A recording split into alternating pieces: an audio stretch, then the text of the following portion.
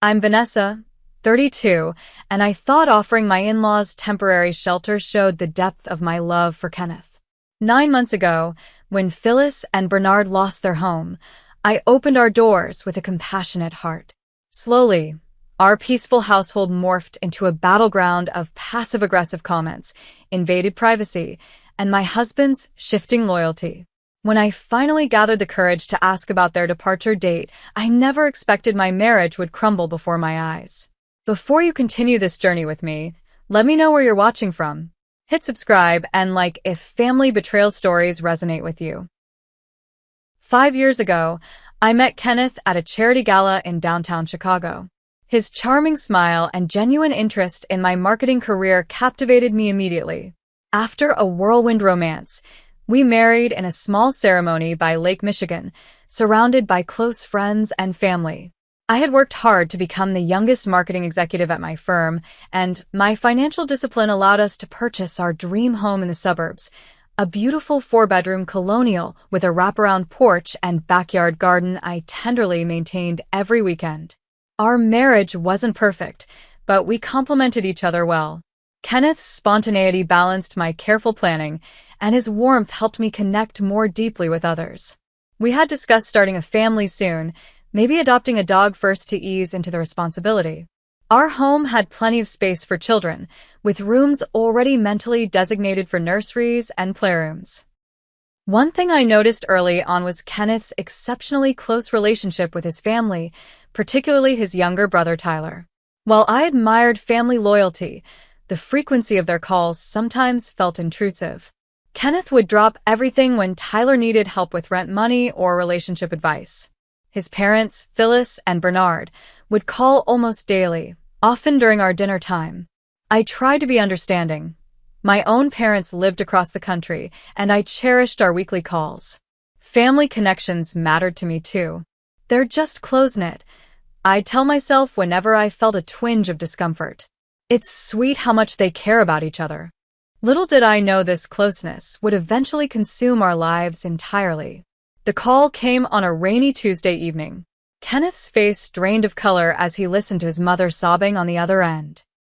After hanging up, he explained that his parents had fallen behind on mortgage payments after Bernard's early retirement and unexpected medical bills. The bank was foreclosing on their home of 30 years. "They have nowhere to go, Vanessa," Kenneth said, his eyes pleading. "They're devastated." My heart ached for them. Losing a home is traumatic, especially after 3 decades of memories. Without hesitation, I suggested they stay with us temporarily while they sorted out their finances. "Just until they get back on their feet," I said. "Maybe 3 months maximum? That should give them enough time to find an affordable apartment or work out something with the bank." Kenneth hugged me tightly, whispering how much he loved me. We had an explicit conversation about the time frame, and he readily agreed to the 3-month limit. I even remember jotting it down in my planner. In-laws move out by June 15th. The following weekend, I prepared our guest bedroom with fresh linens, cleared space in our second bathroom, and reorganized the kitchen cabinets to make room for Phyllis's special dietary needs. I wanted them to feel welcomed and comfortable during their difficult transition. When they arrived with suitcases and boxes of personal belongings, Phyllis embraced me tearfully. "You're an angel, Vanessa. I don't know what we would have done without you."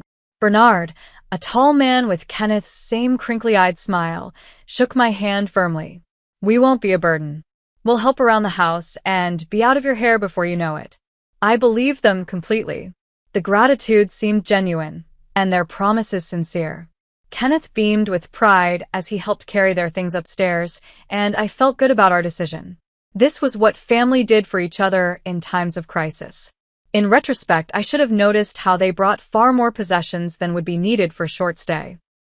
I should have questioned why they sold most of their furniture, but kept so many personal items.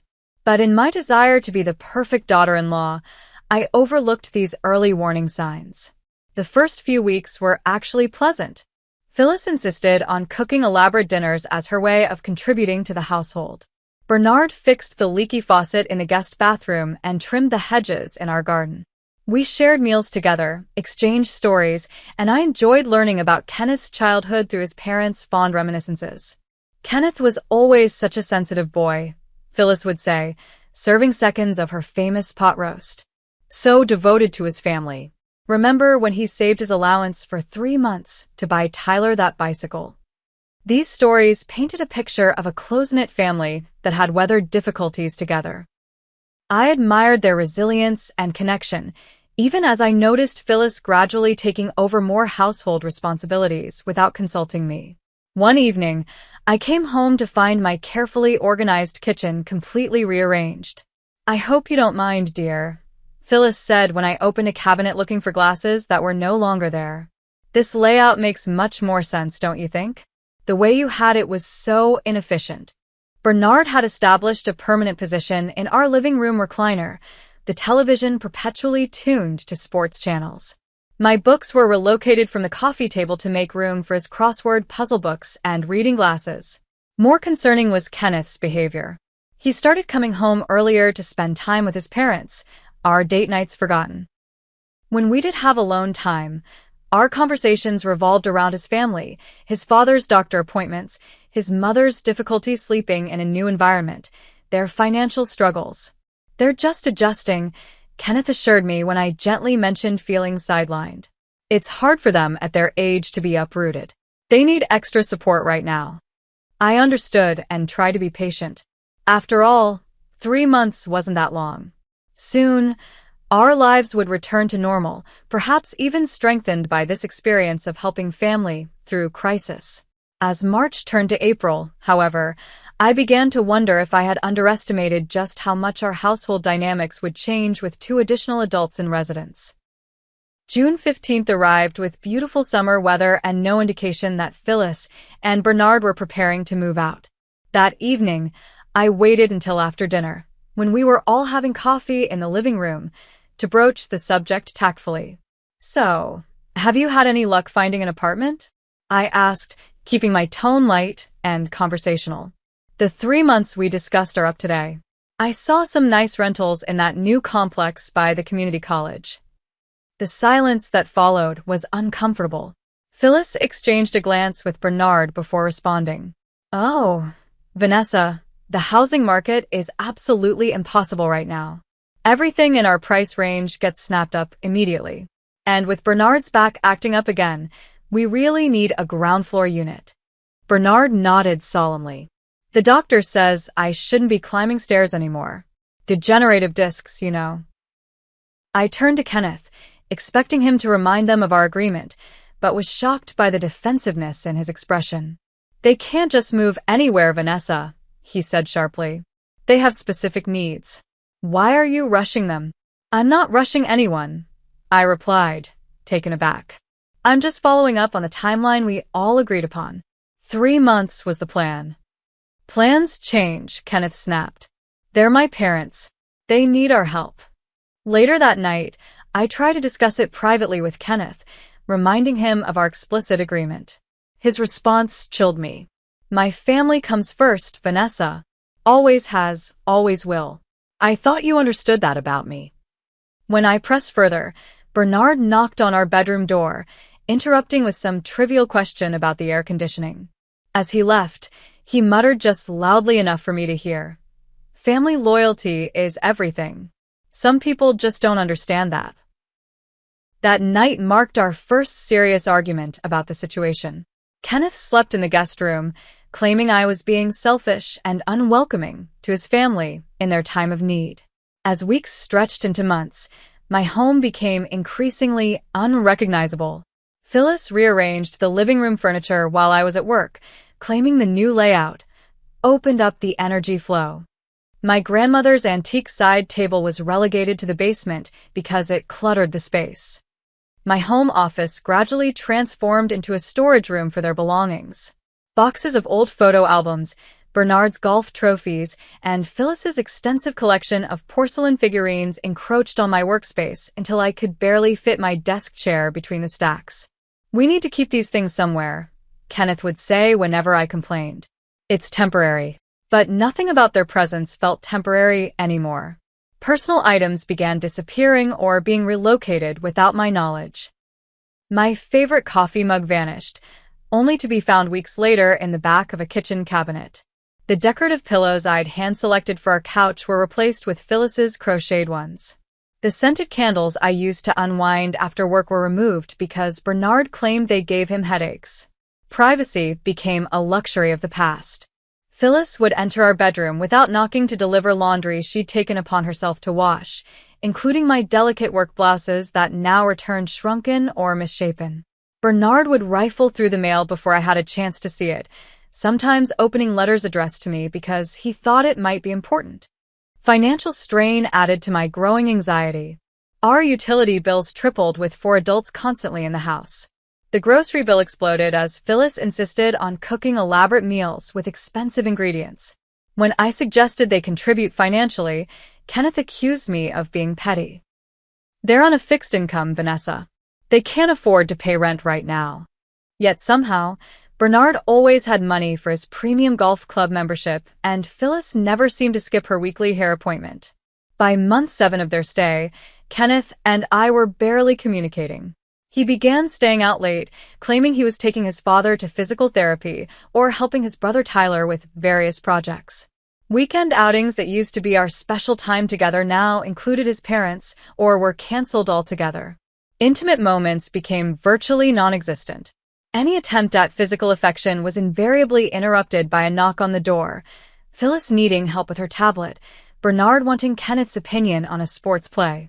The few times we tried to have a date night, Kenneth would spend half the evening texting with his family or checking in by phone. One evening, returning early from work with a migraine, I overheard Phyllis in the kitchen talking to someone on the phone. "She's so controlling, you wouldn't believe it," she was saying. "Everything has to be her way. I don't know how Kenneth stands it." Yes, exactly, cold as ice. No maternal instinct whatsoever. I worry about them ever having children.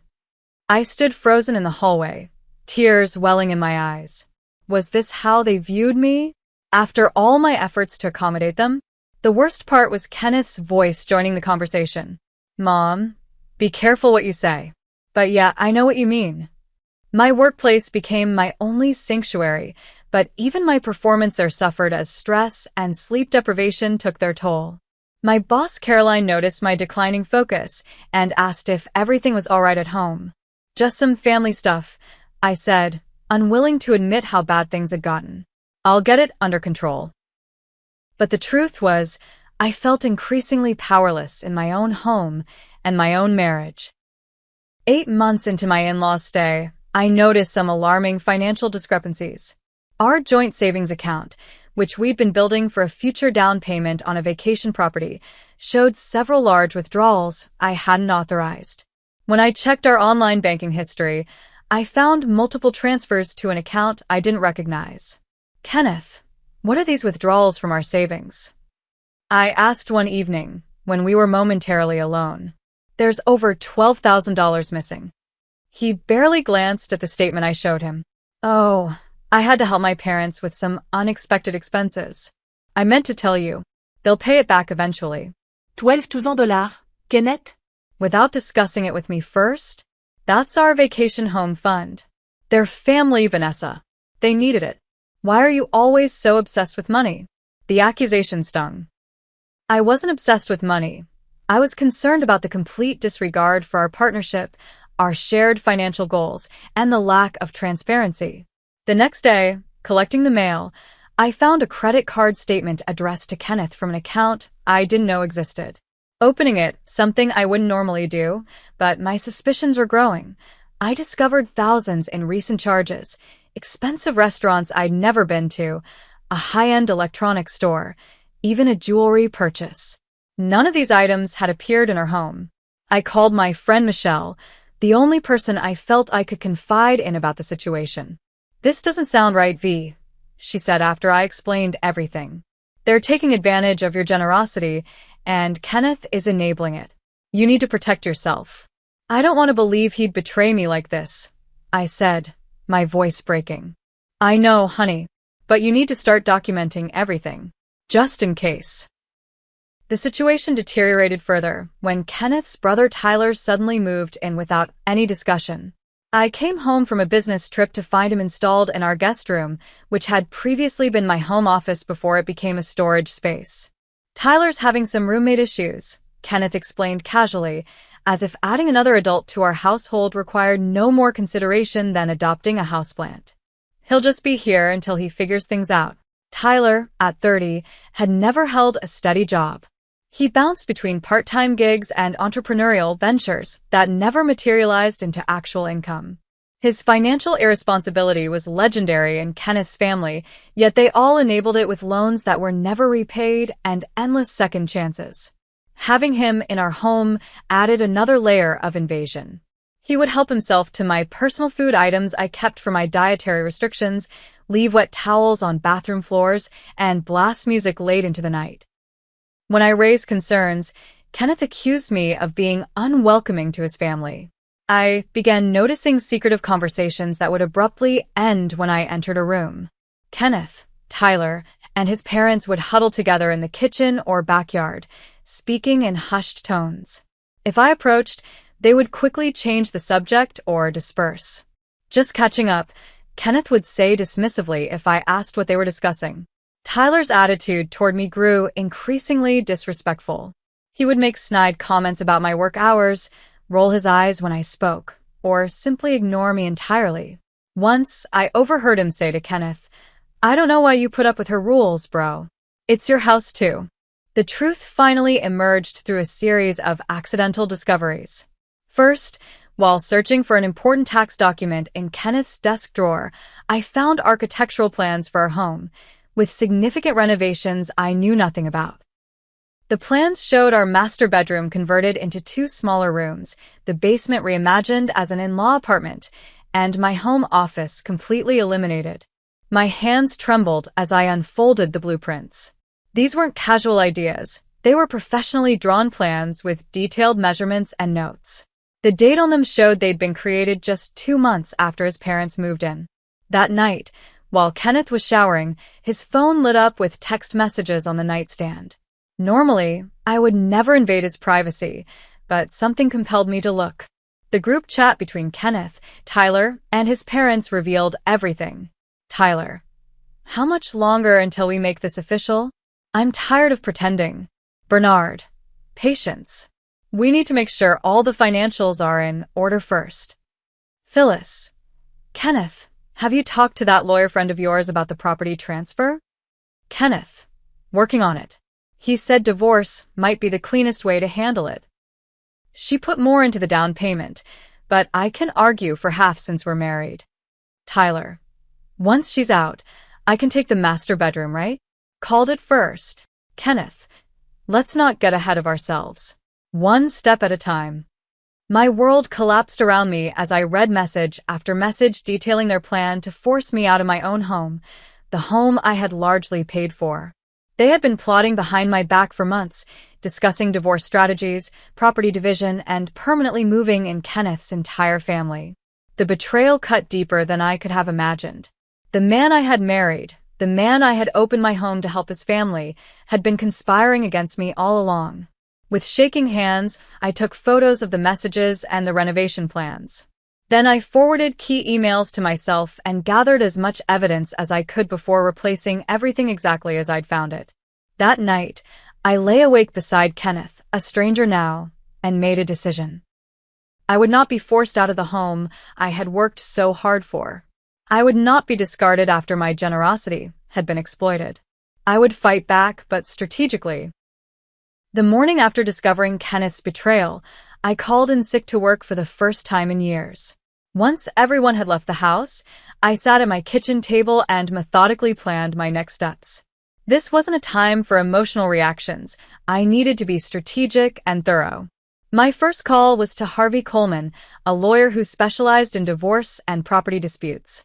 I had met him at a company event years ago and kept his card in my professional contacts. "Based on what you're describing, Vanessa, you need to protect yourself immediately," Harvey advised after I explained the situation. "Do not confront them yet. We need to secure your position first." Following his guidance, I gathered documentation of my financial contributions to our home, the down payment from my savings, mortgage payment records showing my larger contribution, home improvement expenses I had covered. I created a detailed timeline of the in-laws' arrival, the agreed-upon 3-month stay, and all the broken promises since. What about the joint accounts? I asked Harvey during our second consultation. Document everything but don't move money yet, he advised. That could be used against you. We'll handle that properly when the time comes.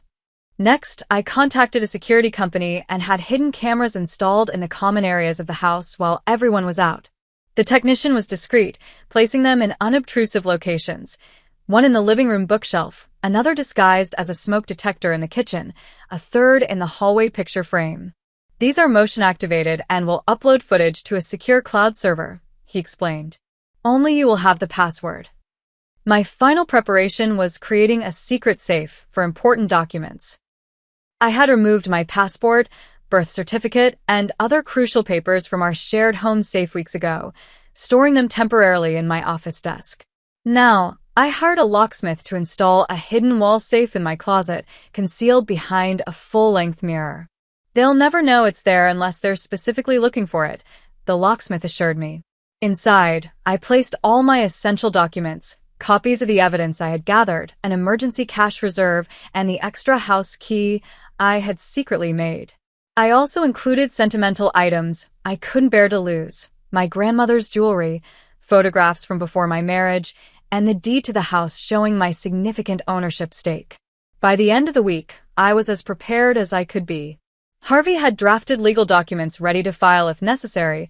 I had secured a short-term apartment lease as backup, and I had transferred a reasonable amount of my personal funds to a new, private account. The confrontation couldn't be avoided any longer. The 9-month mark of their temporary stay was approaching, and I refused to continue living in this increasingly hostile environment.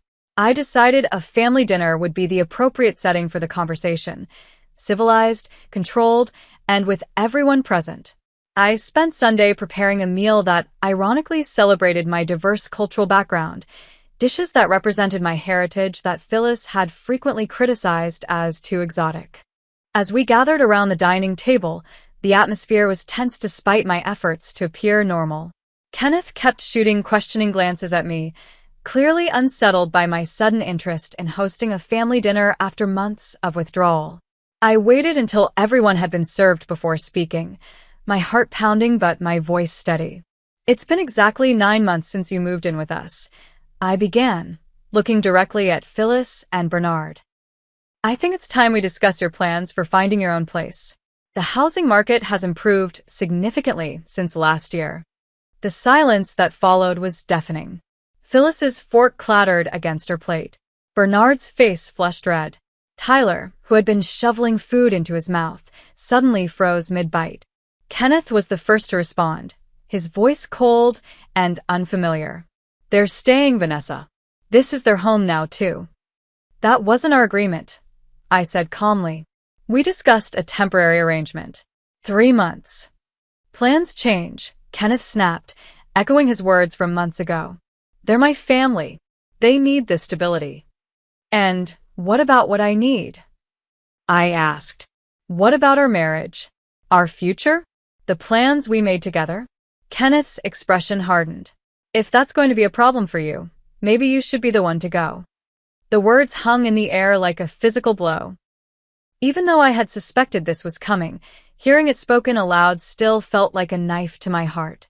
Before I could respond, Tyler came sauntering down the stairs from where he had apparently been eavesdropping. A smirk spread across his face as he said a single word. Finally. The triumphant gleam in his eyes confirmed everything. This had been their plan all along, to push me out of my own home, to take what I had worked for, to discard me once I was no longer useful. I see, I said, standing slowly. Well, if that's how you all feel, I'll need some time to process this. I left the dining room with as much dignity as I could muster, closed our bedroom door behind me, and allowed myself 5 minutes of silent tears. Then, I dried my eyes, pulled out my suitcase, and began methodically packing essential items. Kenneth came upstairs an hour later, finding me calmly folding clothes into a weekend bag. "You're overreacting," he said, leaning against the doorframe. "We can talk about this." "There's nothing to talk about," I replied evenly. "You've made your choice very clear. Your family comes first, but I'm not part of that family, am I?" "Vanessa, be reasonable. Where will you even go? That's not your concern anymore." His confidence seemed to waver slightly when he realized I was actually leaving. This wasn't part of the script. I was supposed to beg, to negotiate, to eventually surrender. My calm acceptance of the situation clearly unsettled him. "You're being dramatic," he tried again. "Just sleep on it. We can discuss arrangements tomorrow." "Arrangements?" I repeated. "Like the renovation plans I found in your desk? Or the property transfer you discussed with your family? Those arrangements." His face paled. "You went through my things? Interesting that's your concern. Not denying it, just angry you got caught." From downstairs, I could hear the murmur of voices, his family no doubt discussing how to handle this unexpected development. I had heard Phyllis's triumphant laugh earlier, the clink of glasses in celebration of their apparent victory. "I'll be staying with a friend tonight," I said, zipping my bag closed. "I need some space to think." As I moved toward the door, Kenneth stepped aside, still believing this was temporary, that I would return subdued and willing to compromise. Before leaving the bedroom, I paused at our closet. "I just need one more thing," I said, sliding the mirror door open.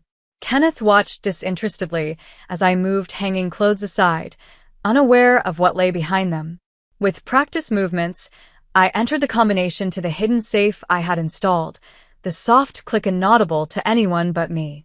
Inside was everything I needed for the next phase: legal documents, evidence copies, emergency funds, and the new keys to my home.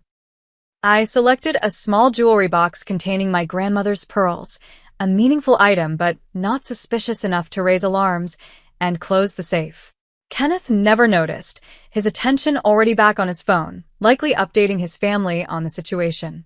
As I walked downstairs, suitcase in hand, I passed Tyler sprawled on my couch, Bernard in my recliner, and Phyllis rearranging my decorative items on the mantel. They watched silently as I headed for the door, their expressions ranging from smug satisfaction to mild concern that I wasn't putting up more of a fight. "I'll be in touch," I said simply, and closed the door behind me. In my car, I allowed myself one deep, shuddering breath before starting the engine. This wasn't surrender, it was strategic retreat, and they had no idea what was coming next. Michelle opened her apartment door at 10:30 p.m., took one look at my face, and pulled me into a tight hug. "You did the right thing," she whispered as I finally allowed myself to break down. "You're stronger than all of them combined." That first night away from my home was both devastating and liberating. Michelle made up her guest bedroom with fresh sheets and brought me tea as I sat cross-legged on the bed, staring blankly at the wall. "I keep thinking I should have seen it coming," I confessed, my voice hoarse from crying. "There were so many warning signs." "Don't do that to yourself," Michelle said firmly. "They manipulated you because you're a good person who trusts others. That's their failing, not yours." Around midnight, the text messages from Kenneth started arriving in rapid succession. "You're being childish. My parents are worried about you. Where are you staying? You need to come home. We need to talk about this like adults. If you're not back tomorrow, we'll need to discuss next steps." The thinly veiled threats in that last message confirmed I had made the right decision. I turned off my phone and fell into an exhausted sleep. The next morning, I met with Harvey again, bringing him up to speed on the confrontation and my departure. "You've positioned yourself well," he nodded approvingly. "The fact that they explicitly asked you to leave works in our favor. Now we need to move quickly before they realize what's happening." We drafted an official separation notice, along with emergency motions for exclusive use of the property and temporary restraining orders if needed. Harvey also helped me file police reports documenting the financial irregularities I had discovered. The courts tend to look unfavorably on parties who try to force someone out of their primary residence, especially when that person contributed the majority of the purchase funds, Harvey explained. "The evidence you've gathered will be crucial." From Michelle's apartment, I accessed the security cameras I had installed. The footage confirmed my worst suspicions. Within hours of my departure, the family had gathered in my living room, openly discussing their plans. I thought she'd put up more of a fight, Tyler said, sprawled across my sofa with his shoes on my handcrafted pillows. She's always been weak, Phyllis responded dismissively. No backbone. Bernard raised a glass of my special occasion whiskey.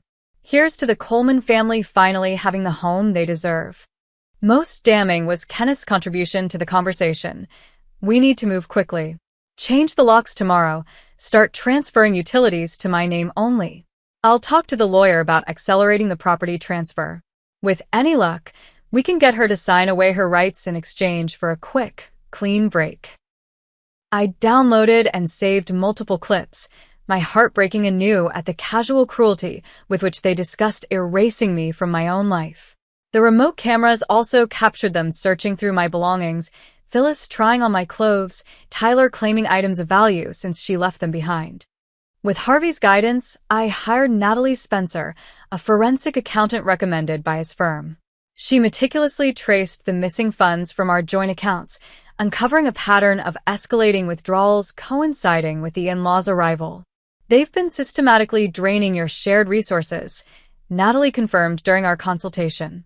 Based on these records, approximately $28,000 has been diverted to accounts belonging to Bernard, Phyllis, and Tyler over the past 9 months. She also discovered something I hadn't known. Kenneth had recently taken out a second mortgage on our home without my knowledge, using forged signatures on the paperwork. This is fraud, Harvey said gravely when Natalie presented her findings.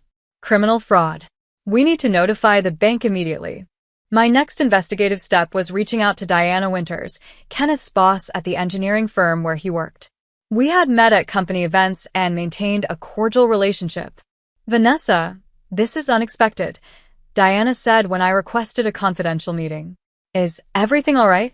Over coffee in her office, I carefully explained the situation, emphasizing the financial discrepancies I had uncovered.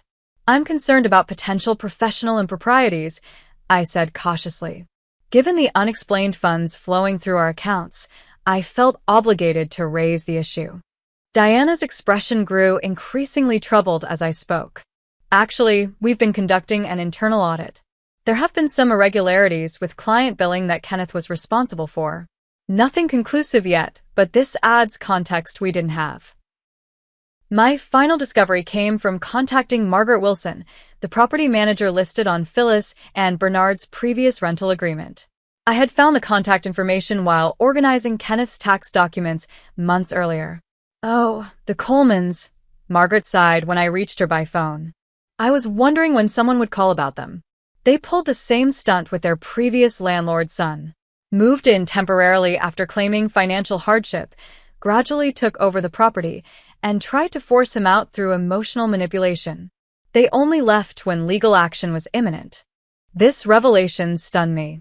Their financial crisis had been manufactured, part of a pattern they had executed before. I asked Margaret to provide a formal statement, which she readily agreed to do. About time someone stood up to them, she said. They've been playing this game for years.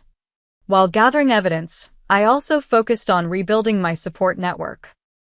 I realized how isolated I had become during my in-laws' occupation of my home, gradually disconnected from friends and colleagues who might have helped me recognize the situation sooner.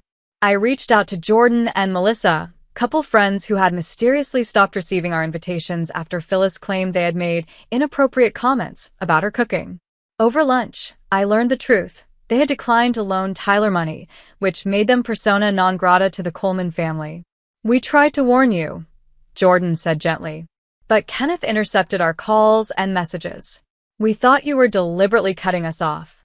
Similar conversations with other friends revealed a pattern of systematic isolation. Kenneth had been screening my calls, forgetting to deliver messages, and making excuses for my absence at social gatherings.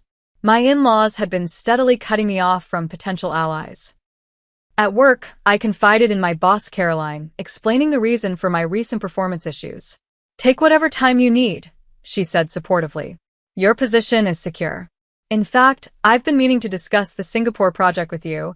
it might be a good opportunity for a fresh start when you're ready.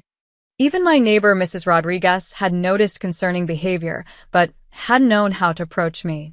That brother-in-law of yours was going through your mail at the community mailboxes, she told me when I stopped by to check on my garden. I thought it was strange, but he said you had asked him to collect it while you were busy with work. By the end of the week, I had reconstructed a strong support system and gathered substantial evidence of the Coleman family's orchestrated scheme to take over my home and financial resources. I felt stronger than I had in months, ready to reclaim what was rightfully mine. Michelle noticed the change in my demeanor as I organized my documents at her dining table. You look different, she observed. More like the old Vanessa. I am different, I replied. I won't be a victim in this story. It's time to take back control. With Harvey's guidance, I prepared a comprehensive legal strategy. First, we filed for divorce on grounds of financial misconduct and abandonment. Kenneth had technically asked me to leave our marital home, giving us leverage in property discussions. The divorce filing includes explicit documentation of the financial fraud, Harvey explained. We've included the forged second mortgage application, unauthorized withdrawals from joint accounts, and evidence of the coordinated effort to force you from your primary residence. Next, we secured an emergency court order for exclusive use of the property based on the evidence of planning and conspiracy against me.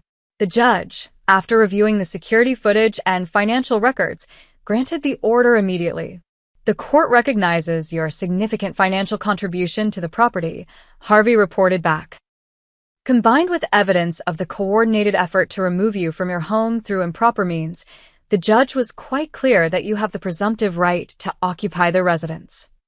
We also filed motions to freeze all joint accounts pending court review, preventing further unauthorized withdrawals. The bank, upon receiving evidence of the fraudulent second mortgage, initiated their own investigation and froze those proceedings as well. We need to document everything in the house before you return, Harvey advised. Create a detailed inventory of personal belongings, furniture, and valuables with approximate values and, where possible, proof of purchase.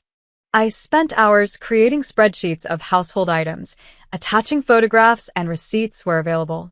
Particular attention was paid to family heirlooms and items of sentimental value that couldn't be replaced. As a precaution, we also prepared restraining orders against Tyler, whose threatening language had been captured on the security footage. While we didn't file them immediately, having them ready provided additional security. The sheriff's deputy will accompany us to serve the papers and enforce the court order, Harvey explained. They'll remain present while the occupants gather essential personal items and vacate the premises.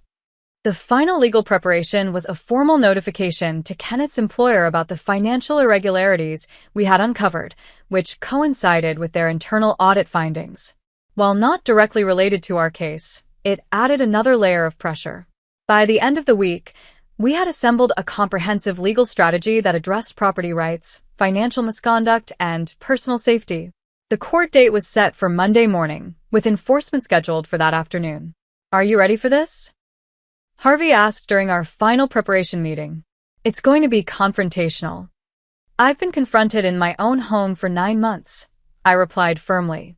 I'm ready to end it. Monday afternoon, exactly 10 days after I had walked out with a single suitcase, I returned to my home accompanied by Sheriff's Deputy Garcia, Harvey, and a court-appointed observer. The convoy of vehicles pulling into my driveway caused immediate commotion inside. I could see curtains moving and shadows darting past windows. Kenneth opened the door before we could knock, his expression cycling rapidly from confusion to anger to calculated charm. Vanessa, what is this? You could have just called if you wanted to talk. Deputy Garcia stepped forward. Mr. Coleman, I'm here to serve these court orders and oversee their immediate implementation. Kenneth's face paled as he scanned the documents thrust into his hands. Exclusive occupancy order, freezing of joint assets, preliminary divorce filing with evidence of financial misconduct attached. This is ridiculous, he sputtered. There must be some mistake. No mistake, Harvey said firmly. Please gather your parents and brother. They'll need to collect essential personal items and vacate the premises immediately, as specified in the court order. Phyllis appeared behind Kenneth, her usual composed demeanor cracking as she recognized the official nature of our visit. "You can't do this," she hissed. "This is our home too. We've been living here for months. Without a lease, rental agreement, or legal right to occupancy," Harvey countered smoothly. "The court has reviewed all evidence and determined Miss Peterson has the legal right to exclusive use of the property pending final divorce proceedings." Bernard emerged from the living room, attempting his usual authoritative stance. "Now see here, young lady. We had an understanding." "The only understanding," I interrupted, finding my voice, "was that you would stay for 3 months. It's been 9. The court has reviewed all evidence, including security footage of your explicit plans to force me from my own home." The mention of security footage visibly startled them. Kenneth's eyes darted to the bookshelves, the hallway, searching for cameras he hadn't noticed. Tyler's reaction was the most volatile. Stomping down the stairs, he pointed an accusatory finger at me. "You conniving bitch.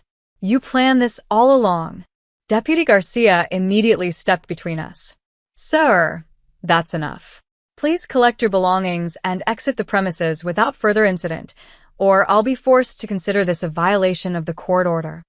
The next 2 hours were tense but controlled. Under Deputy Garcia's watchful eye, Kenneth, his parents, and Tyler gathered essential clothing and personal items. The court order specified they could take only documented personal belongings, not furniture, appliances, or household items they claimed to have contributed. Phyllis made a scene about her porcelain figurine collection stored in my former office. "These are family heirlooms. You can't keep them. You'll need to provide proof of ownership," the court observer explained calmly. "All disputed items will be inventoried and addressed in subsequent proceedings." When Bernard attempted to remove my grandmother's antique side table, claiming it had been a gift to them, Deputy Garcia intervened. "Sir, that item is specifically listed in Ms. Peterson's inventory with documentation of inheritance. Please step away from it." The most satisfying moment came when Kenneth tried one last manipulation tactic, pulling me aside in the kitchen. "Vanessa, we can work this out," he whispered urgently. "You're making a scene in front of everyone. Let's talk privately like rational adults." I looked into the eyes of the man I had once loved, now a stranger who had betrayed me in the most profound way possible. "There's nothing to discuss," I replied calmly. "The security cameras captured everything. Your family celebration after I left, your plans to change the locks, your discussion about transferring my property into your name. The bank is investigating the fraudulent second mortgage application. Your employer is reviewing the financial discrepancies that coincide with large deposits to your family members' accounts." The color drained from his face as he realized the extent of the evidence against him. "You recorded us? That's illegal." "Actually," Harvey interjected, having overheard, "security cameras in common areas of one's own home are perfectly legal in this state. Now, please continue gathering your essential items. You have 30 minutes remaining." After they finally departed, Kenneth to a hotel, his parents and brother presumably to another unsuspecting victim's home, I stood in my entryway, keys in hand, truly alone in my house for the first time in nearly a year. The silence was both deafening and blessed. With Harvey and Deputy Garcia gone, I methodically walked through each room, assessing the state they had left it in. The damage was substantial. My beautiful living room had cigarette burns on the hardwood floors despite my no-smoking rule. The guest bathroom had cracked tiles and water damage from neglect. My garden had withered from lack of care. In the master bedroom, I discovered my clothes had been shoved to one side of the closet, many items missing or damaged. My jewelry box had been rifled through, costume pieces scattered, but thankfully not the valuable items I had secured in my hidden safe. The most disturbing discovery came in Kenneth's desk drawer, journals and notebooks containing detailed accounts of their scheme dating back over a year, long before his parents' supposed financial crisis. One entry from Kenneth chilled me. "V continues to be useful financially, but her resistance to family integration is becoming problematic. Mom suggests accelerating timeline. Tyler ready to move in by summer." Need to isolate V further from support network. Another notebook contained what appeared to be practice versions of my signature, presumably for the fraudulent mortgage application and other financial documents I hadn't yet discovered. I documented everything methodically, photographing damage and collecting evidence for the ongoing legal proceedings. Despite the violation, I felt strangely empowered. Each discovery confirmed I had made the right decision and strengthened my resolve. That evening, as I changed the locks and reset the security system, my phone rang repeatedly with calls from Kenneth. I declined them all, following Harvey's advice to communicate only through legal channels now. The voicemails he left showed his rapidly changing tactics. First angry accusations, then tearful apologies, finally desperate pleas as the reality of his situation sank in. "Vanessa, please, you're overreacting. We can fix this." "Baby, I'm so sorry.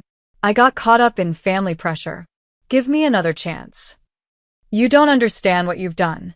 My job is reviewing the accounts. My parents have nowhere to go. Please call me back. The hotel is expensive. Can I just come home for one night to talk?" I deleted each message after forwarding them to Harvey. Kenneth's problems were no longer my concern. As his world collapsed around him, job in jeopardy, legal troubles mounting, family demanding solutions he couldn't provide, I focused on rebuilding mine. The first night alone in my reclaimed home, I slept more peacefully than I had in months, despite the lingering presence of those who had tried to take it from me. Tomorrow would bring cleaning, repairs, and restoration. But tonight was for acknowledging my strength and resilience in the face of profound betrayal.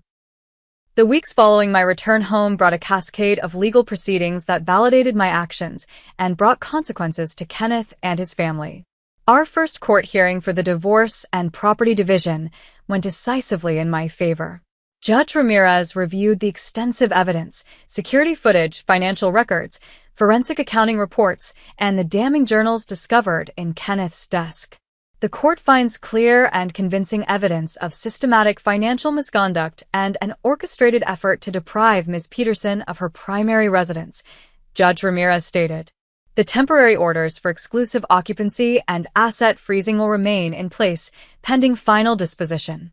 Kenneth's attorney attempted to portray the situation as a simple family disagreement blown out of proportion, but faltered when faced with the documentary evidence of long-term planning and fraud. "Your Honor, these were private family discussions taken out of context," his lawyer argued weakly. "Private discussions about forging signatures on mortgage documents?" Judge Ramirez countered. "Private discussions about forcing someone from their legal residence and transferring property without consent?" The court finds these arguments wholly unpersuasive. The financial restitution phase was equally definitive. Kenneth was ordered to repay all unauthorized withdrawals from our joint accounts, with interest. The fraudulent second mortgage was formally invalidated, though my credit score would take months to recover from the damage. Tyler, Bernard, and Phyllis were named as correspondents in the financial proceedings due to their clear involvement in the scheme. The court ordered them to return any property removed from my home and to pay reasonable rent for the 9 months of occupancy, a significant financial blow to their claimed fixed income situation. Most satisfying was watching their contradicting testimonies unravel under questioning. Bernard claimed ignorance of financial matters while emails showed his explicit instructions about account transfers. Phyllis tearfully portrayed herself as a helpless elderly woman while security footage showed her meticulously organizing my removal.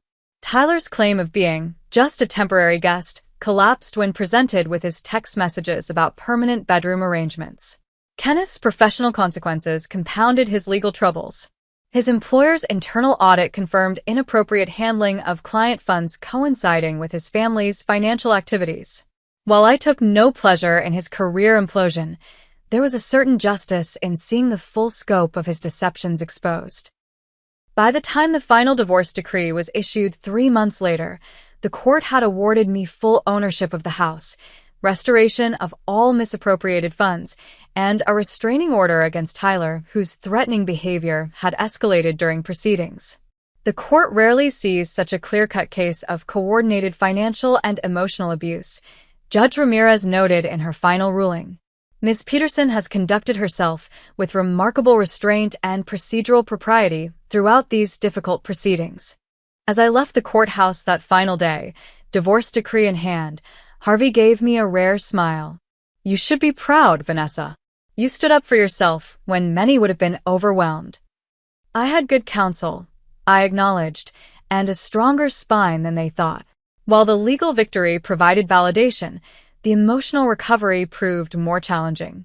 I began weekly sessions with Dr. Morgan, a therapist specializing in betrayal trauma and relationship abuse. What you experienced was a sophisticated form of gaslighting and emotional manipulation, Dr. Morgan explained during our initial consultation. Multiple perpetrators working together creates a particularly devastating impact on the victim's sense of reality. Our sessions helped me recognize the manipulation tactics that had been employed against me. Isolation from friends, subtle undermining of my confidence, rewriting of agreements and histories, triangulation between family members. I keep asking myself how I missed the signs. I confessed during one session. I'm an intelligent, successful woman. How did I let this happen? Intelligence doesn't make you immune to emotional manipulation, Dr. Morgan responded. In fact, thoughtful people often give others multiple chances, look for nuanced explanations, and blame themselves first. These qualities make you human, not foolish. Gradually, I established new boundaries and rebuilt trust in my own perceptions. I reconnected with friends who had been systematically pushed away, finding many had recognized the unhealthy dynamics but hadn't known how to reach me. My relationship with my own family deepened as I shared the full story with my parents, who flew in from Arizona to stay with me for 2 weeks during my recovery.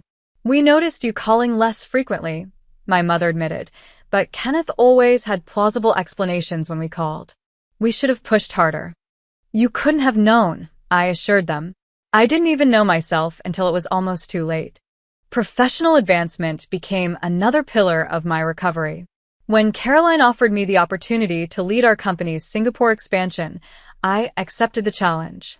The project would require quarterly international travel and oversight of a growing team, responsibilities that reconnected me with my professional confidence. Sometimes the best response to people who try to make you smaller is to grow beyond what even you thought possible, Caroline said when congratulating me on my first successful international client acquisition. New social connections also proved healing. I joined a local hiking group, finding the physical exertion and natural beauty therapeutic. I enrolled in a gourmet cooking class, reclaiming my kitchen after Phyllis's long occupation. These new friendships, untainted by knowledge of my past situation, helped me rediscover aspects of myself that had been suppressed. 6 months after the divorce was finalized, Kenneth requested a meeting. Against Harvey's advice, but with Dr. Morgan's cautious support, I agreed to meet in a public cafe, bringing Michelle as a support person who sat at a nearby table. Kenneth looked diminished, thinner, with new lines etched around his eyes. His engineering firm had ultimately terminated him, and according to mutual acquaintances, his family had moved on to another state when his resources were depleted. "Thank you for meeting me," he began awkwardly. "I know you didn't have to. Why did you want to see me, Kenneth?" I asked directly. I wanted to apologize. What I did, was unforgivable. I got caught in the middle between my family's expectations and our marriage, and I made the wrong choice at every turn. "Where are your parents and Tyler now?" I asked, noticing how he flinched at the question. "They moved to Florida when the money ran out. They're staying with a cousin now. They, don't call much anymore." There was a painful irony in his abandonment by the very family he had sacrificed our marriage to please. Part of me felt a flicker of sympathy, quickly extinguished by remembering the calculated nature of their betrayal. "I've had a lot of time to think," Kenneth continued. "To realize how I let my family manipulate me, how I betrayed the one person who truly supported me. Is there any chance we could try again? Not immediately, but someday?" I looked at this man I had once loved enough to marry, to build a home with, to welcome his family into my life. Whatever love had existed had been methodically destroyed by his choices. "No, Kenneth. There isn't." "I understand," he said quietly. "I just needed to try. To tell you I'm sorry. I appreciate the apology, but an apology is just words. Your actions over 9 months showed your true priorities. I've rebuilt my life without you, and it's a better life than the one we shared. As we prepared to leave, I delivered the thought I had carried since discovering his betrayal. You had a wife who loved you and supported your family in their time of need. You had a partner who contributed to our success and wanted to build a future together. You traded all that for a scheme that ultimately failed. That's a consequence you'll have to live with long after the legal matters are settled. He had no response, just a silent nod of acknowledgement as I walked away for the final time. The 1-year anniversary of reclaiming my home became an opportunity for transformation. I hired contractors to renovate the spaces most associated with painful memories. The guest room returned to a proper home office, the kitchen remodeled to my original vision, the master bedroom completely reimagined with a peaceful color palette and new furniture. Each change represented reclaiming not just physical space but psychological territory that had been invaded. The question of whether to sell the house and start fresh elsewhere was one I contemplated carefully. Ultimately, I decided against letting the Coleman's actions force me from a home I had chosen and loved. This house was never the problem, I explained to Dr. Morgan. The problem was allowing the wrong people into it. I'm not giving up my home because of their actions. As my confidence rebuilt, I cautiously began considering new relationships. A connection with Marcus, another member of my hiking group, evolved gradually from friendship to something more. Unlike my whirlwind romance with Kenneth, this relationship developed slowly, with careful attention to red flags and healthy boundaries. I notice you always verify what we've agreed to, Marcus observed after I confirmed our weekend plans for the 3rd time. Previous relationship trauma? Something like that, I acknowledged. I'm working on trusting again, but clear communication helps. I respect that, he said simply. Clarity works for me too. Professional success continued to be a cornerstone of my rebuilding. The Singapore project exceeded expectations, leading to a vice president position and equity partnership in the firm. The financial independence this provided was not just practically valuable, but emotionally healing, confirmation of my capabilities separate from the gaslighting I had endured. Exactly 1 year and 3 months after the courthouse confrontation, I received an unexpected letter with a Florida postmark. The handwriting on the envelope was unmistakably Phyllis's elegant script. For days, I left it unopened on my kitchen counter, unsure whether reading it would reopen wounds better left closed. Finally, during a session with Dr. Morgan, I decided to face whatever it contained. The letter was brief, but stunning in its lack of self-awareness. Vanessa, I hope this letter finds you well. Bernard and I have been reflecting on the unfortunate misunderstandings that led to our current estrangement from Kenneth and from you. While we never intended any harm, we recognize that our extended stay in your home created tensions that could have been avoided with better communication. If you are in contact with Kenneth, please let him know we miss him and hope to reconcile someday. Regards, Phyllis Coleman. No apology. No acknowledgement of their orchestrated campaign to take my home. No recognition of the financial fraud or emotional manipulation. Just unfortunate misunderstandings and an attempt to use me as a conduit back to Kenneth now that their scheme had failed. I showed the letter to Dr. Morgan, who nodded thoughtfully. This presents you with a choice about forgiveness versus boundaries. What are you thinking? I'm thinking I don't need to respond, I said after careful consideration. Forgiveness might be part of my healing process eventually, but it doesn't require re-establishing contact with people who haven't truly acknowledged what they did. I filed the letter away, evidence of their continued manipulation, but also confirmation of how far I had come. A year ago, such a letter might have triggered self-doubt or obligation. Now, I could see it clearly for what it was. My experience with the Colemans fundamentally changed how I approach relationships. I'm more attentive to early warning signs, more insistent on clear agreements, more willing to enforce boundaries. But it hasn't made me bitter or closed off, just wiser about where I invest my trust and energy. Some evenings, sitting on my restored porch watching the sunset, I reflect on the strange gratitude I feel for surviving that ordeal. In trying to destroy me, Kenneth and his family ultimately forced me to discover strengths I never knew I possessed. I sometimes wonder how many others have faced similar situations. Homes invaded, boundaries eroded, gaslighting so gradual they barely recognized it happening. How many stayed trapped because they lacked the resources or support to fight back? That's why I've started volunteering with a local organization that helps people navigate housing disputes and domestic financial abuse. My experience, painful as it was, now serves as a roadmap for others seeking their own path to reclaiming their spaces and their dignity. Life continues to evolve in ways I couldn't have imagined during those dark months. New relationships, career achievements, and personal growth have filled the spaces once occupied by betrayal and doubt. The house that Kenneth's family tried to take from me has become a true sanctuary again, not just a physical structure, but a symbol of resilience. Have you ever had to reclaim something that was rightfully yours? How did you find the strength to stand up for yourself when others tried to take advantage of your generosity? Share your experiences in the comments below. If my story resonated with you, please like and subscribe to hear more journeys of overcoming betrayal and rebuilding.